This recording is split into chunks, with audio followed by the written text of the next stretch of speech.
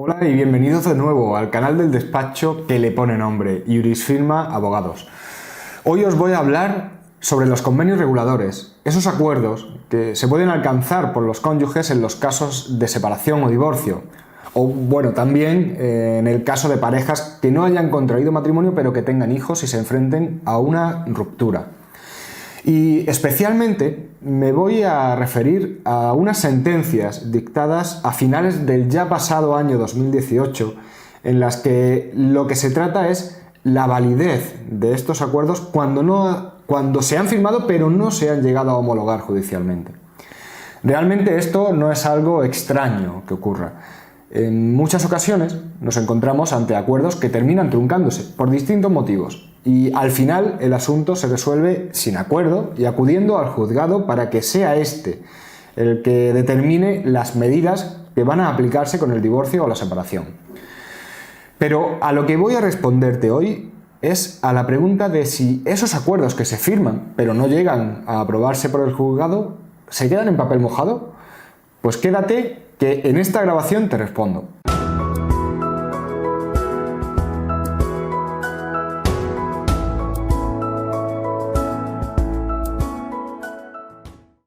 Bien, pues dicho esto y antes de entrar en el tema que os traigo hoy, me presento. Soy Javier Fuentes, abogado y el fundador del despacho Jurisfirma Abogados.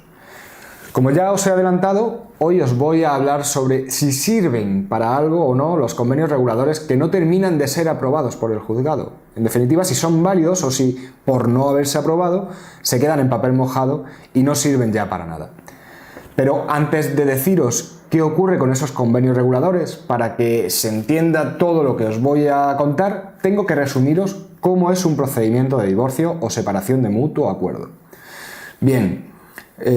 Cuando un matrimonio o una pareja con hijos ponen fin a su relación, tienen la posibilidad de seguir un procedimiento de divorcio o separación o de fijación de medidas paternofiliales contencioso o de mutuo acuerdo. Es decir, pueden ponerse de acuerdo y recoger en un documento cómo va a regularse su ruptura y qué medidas se van a adoptar a partir de ahora, o pueden no llegar a ningún entendimiento entre ellos y pedir que sea el juez el que resuelva el conflicto y determine qué va a ocurrir con los hijos, la custodia, la pensión de alimentos, si se va a liquidar, se van a liquidar los bienes, si va a establecerse alguna pensión compensatoria. En definitiva, ser el juez el que decida. Bueno, pues si al final optan por finalizar su relación de forma amistosa, que como ya os he dicho en alguna ocasión, si es posible hacerlo así, es siempre lo más recomendable. Y bueno, llegan a un acuerdo, tendrán que plasmar en un documento todas esas medidas que van a funcionar entre ellos. Lo tendrán que firmar y tendrán que presentar ante el juzgado una demanda en la que pidan que se declare la separación o el divorcio y la acompañarán de ese documento que es el convenio regulador. Una vez se recibe la demanda en el juzgado, se citará a los cónyuges para que vayan y ratifiquen ese acuerdo. Es decir, vuelvan a decir que están conformes con lo que acordaron y que las medidas que se recogen en ese convenio regulador son las que quieren que se aprueben. Después, el juez revisa el convenio y si ni el juez ni el fiscal entienden que haya alguna medida que afecte a hijos menores que les perjudique, pues terminará dictando sentencia, declarando el divorcio y aprobando el convenio regulador.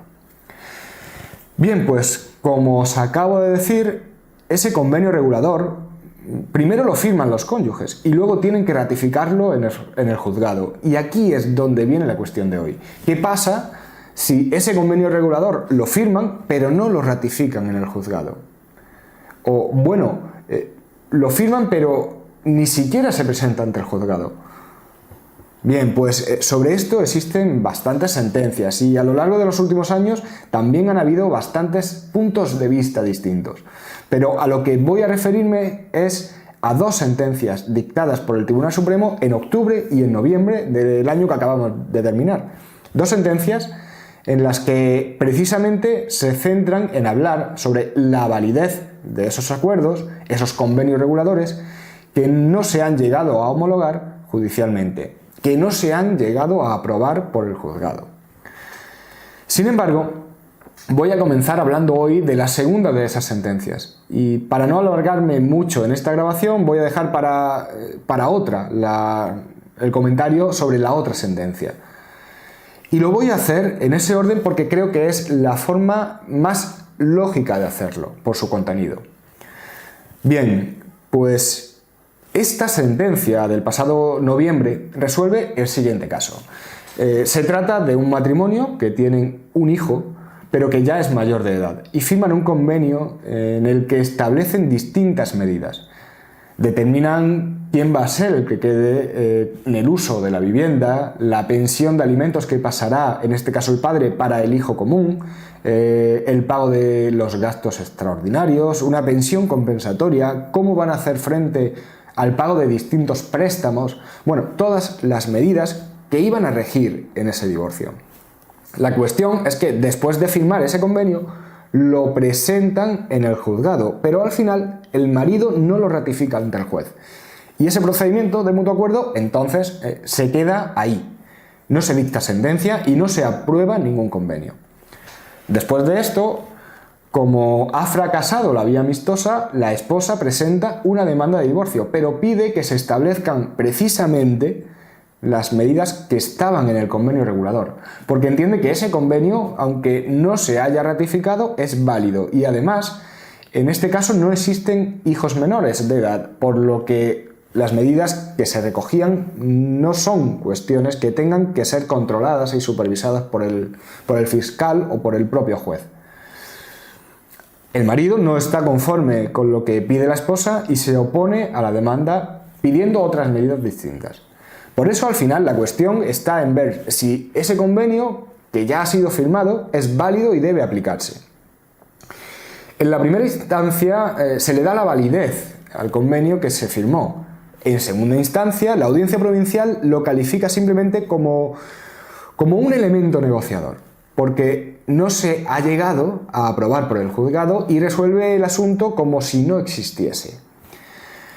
Lo que resuelve ahora el Tribunal Supremo es que ese convenio se tiene que entender como un verdadero contrato de derecho de familia. Un contrato que, cuando se aprueba judicialmente, pasa a formar parte de la sentencia, pero que el hecho de que no se llegue a aprobar no significa que no sea eficaz, porque sigue siendo un contrato, un negocio jurídico válido. Entonces, al entender que es válido y dado que precisamente en ese convenio no se establecen cuestiones que afecten a hijos menores, en este caso porque, como digo, no los hay, la cuestión es que la parte que no está conforme con ese convenio tiene que justificar por qué entiende que ese convenio no es válido. Bien porque sea contrario a la ley, bien porque cuando lo firmó era porque lo hacía por error o bajo violencia o intimidación, es decir, que no tenía realmente voluntad de firmarlo, o bien porque las circunstancias que existían cuando firmó el acuerdo han cambiado radicalmente y de esta forma ese convenio ya no responde a la realidad. Pero no estaría justificado si simplemente lo que existe es un cambio de opinión sin más. Un cambio de opinión que no responde a ningún motivo real en particular. Algo que además se entiende que es lo que ocurre, porque ese acuerdo que se firmó estando cada uno de los cónyuges asesorado por un abogado. Es por eso que, como no se alega ni se prueba ninguna de esas posibles causas que justificarían ese cambio de postura, ese pasar de firmarlo y estar de acuerdo a pasar a no ratificarlo y pedir otras medidas, es por eso que en la sentencia se entiende que no existe ningún motivo que justifique que el convenio deje de ser válido y eficaz. Entonces, se aprueba. Bueno, se dicta sentencia aprobando las mismas medidas que se establecieron.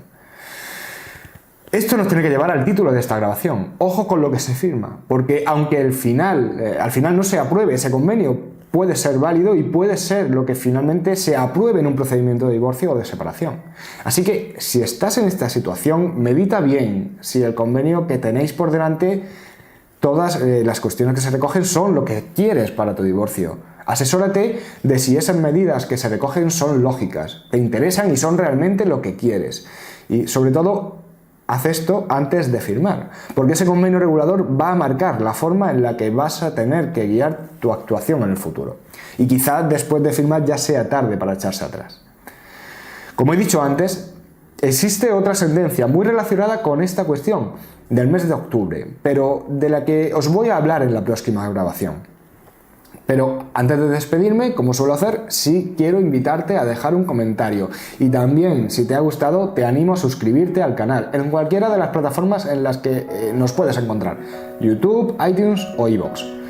Para terminar, si quisieras contactar conmigo directamente, te digo cómo hacerlo. Bien a través del correo electrónico info@iurisfirma.es o rellenando el formulario de contacto que podéis encontrar en la web del despacho iurisfirma.es.